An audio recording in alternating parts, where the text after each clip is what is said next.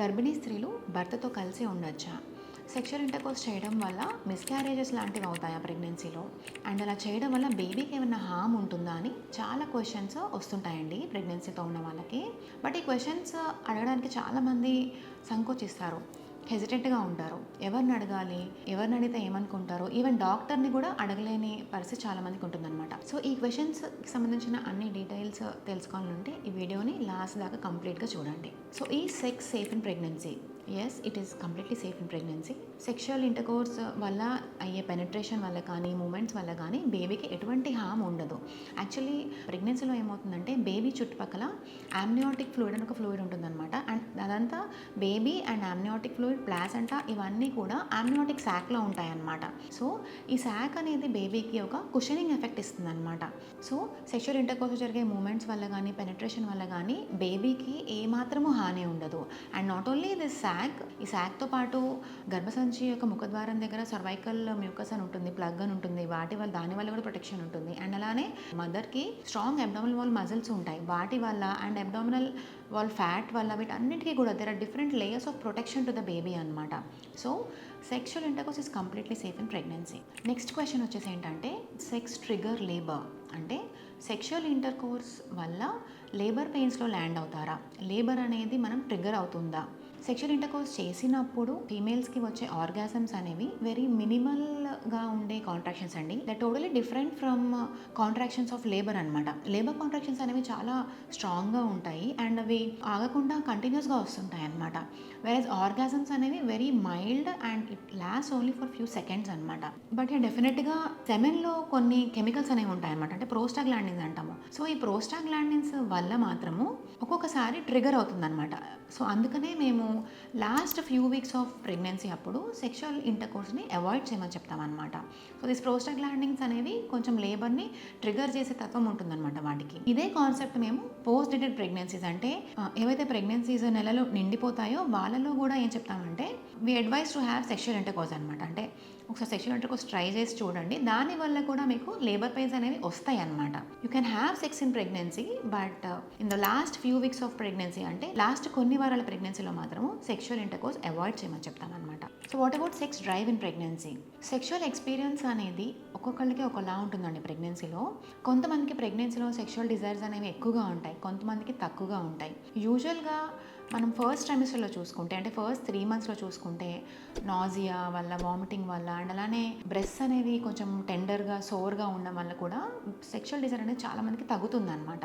అదే second trimester అంటే first 3 months తర్వాత 3 నుంచి 6 నెలల టైంలో ఈ నాజియా, వామిటింగ్ తగ్గిపోవడం వల్ల అండ్ అలానే కొంచెం బాడీ దానికి అలవాటు పడిపోవడం వల్ల కూడా అండ్ బ్లడ్ సర్క్యులేషన్ అనేది పెరగడం వల్ల మన కింద ఆడవాళ్ళలో ఉండే పెల్విక్ ఆర్గాన్స్ కూడా బ్లడ్ సర్క్యులేషన్ పెరగడం వల్ల సెక్షువల్ డిజైర్ అనేది చాలా మందిలో పెరుగుతుంది అనమాట. అండ్ లాస్ట్ 3 monthsకి వచ్చేటప్పటికి బాడీ వెయిట్ పెరగడం వల్ల అండ్ అలానే బేబీ బంప్ అనేది సైజ్ పెరగడం వల్ల కూడా సెక్షువల్ ఇంటర్కోర్స్లో డిస్కంఫర్ట్ ఉండడం వల్ల సెక్షువల్ ప్రెషర్ కూడా తగ్గిపోతూ ఉంటుంది. But as a set sexual experience and sexual desires is different for different women. And next question వచ్చి what are the best positions for sex in pregnancy అని అడుగుతుంటారు. అంటే ప్రెగ్నెన్సీలో ఉన్నప్పుడు మనం ఎటువంటి పొజిషన్స్లో సెక్స్ చేస్తే బెటర్, బేబీకి కూడా అండ్ మదర్కి కూడా ఎటువంటి పొజిషన్స్లో సెక్స్ చేస్తే బెటర్ అని అడుగుతుంటారు.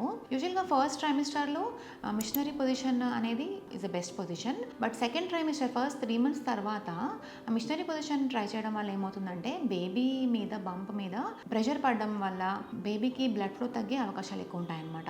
సో, సెకండ్ అండ్ థర్డ్ ట్రైమిస్టర్స్కి వచ్చేటప్పటికి మాత్రము మిషనరీ పొజిషన్ కాకుండా సైడ్ బై సైడ్ పొజిషన్ కానీ ఆర్ లేకపోతే any other position baby bump మీద ప్రెషర్ పడకుండా ఉండేటువంటి పొజిషన్ ఏదైనా సరే ట్రై చేయొచ్చు అనమాట. When to avoid sex during pregnancy? ప్రెగ్నెన్సీలో సెక్షువల్ ఇంటర్కోర్స్ ఎవరిని అవాయిడ్ చేయమని చెప్తాము అని చూసుకుంటే ఎవరికైతే ప్రీవియస్ హిస్టరీ ఆఫ్ మిస్క్యారేజెస్ ఉంటాయో అంటే ఇంతకుముందు ఒక 2-3 మిస్క్యారేజ్ అయిన వాళ్ళకి అండ్ ఈ ప్రెగ్నెన్సీలో కూడా ఎవరికైతే కొంచెం బ్లీడింగ్ కానీ, స్పాటింగ్ కానీ అండ్ అలానే రిపీటెడ్గా పొత్తి కడుపులో నొప్పి అనేది వస్తే కానీ వాళ్ళకి అవాయిడ్ చేయమని చెప్తాము. అండ్ ఎవరికైతే సర్వైకల్ లెంత్ అంటే యోనిలో మన సర్విక్స్ ఉంటుంది కదా, సర్విక్స్ యొక్క లెంత్ అనేది ఎవరికైతే తక్కువ ఉంటుందో అండ్ ఆ తక్కువ ఉన్న వాళ్ళకి ఎవరికైతే సర్వైకల్ సర్క్లా చేస్తామో, సర్వైకల్ స్టిచ్ ఉంటుందో వాళ్ళకు కూడా అవాయిడ్ చేయమని చెప్తాము.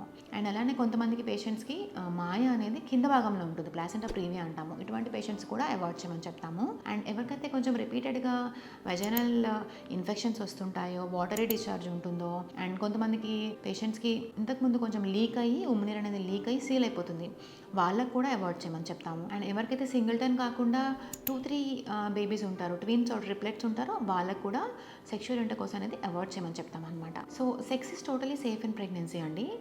బట్ డెఫినెట్గా ప్రెగ్నెన్సీతో ఉన్న ప్రతి ఫీమేల్ కూడా కొన్ని సైన్స్ అనేవి మైండ్లో పెట్టుకోవాలన్నమాట. సో ఈ సైన్స్ అనేవి మీరు సెక్షువల్ ఇంటర్కోర్స్ చేసినప్పుడు కనుక వస్తే ఇమీడియట్గా మీ గైనకాలజిస్ట్ని కన్సల్ట్ అవ్వాలి.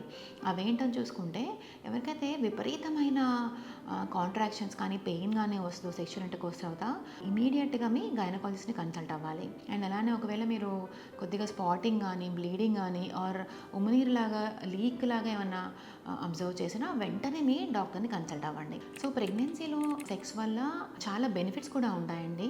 వన్ థింగ్ ఏంటంటే, sexual intercourse improves bonding between the couple అనమాట.